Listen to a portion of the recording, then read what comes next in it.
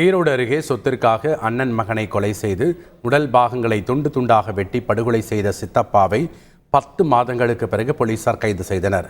கோபிச்செட்டிப்பாளையம் அருகே உள்ள கவுந்தப்பாடி பெருந்தலையூரில் உள்ள ஆற்றில் கடந்த ஆண்டு மார்ச் மாதம் தலை, கை, கால்கள் துண்டு துண்டாக வெட்டப்பட்ட நிலையில் ஆண் சடலம் மிதந்து வந்தது.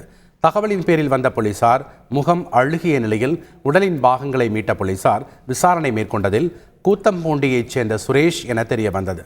இது தொடர்பாக போலீசார் விசாரணை நடத்தியதில் சொத்துக்கு ஆசைப்பட்டு சுரேஷின் சித்தப்பாவான ஐயாசாமி என்பவர் இந்த கொடூர கொலையை செய்தது தெரிய வந்தது.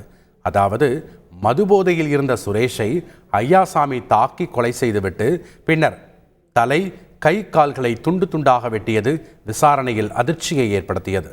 இந்த நிலையில் 10 மாதங்களாக தலைமறைவாக இருந்த ஐயாசாமியை போலீசார் கைது செய்து சிறையில் அடைத்தனர். செய்திகளை உடனுக்குடன் தெரிந்து கொள்ள உடனே சப்ஸ்கிரைப் பண்ணுங்க.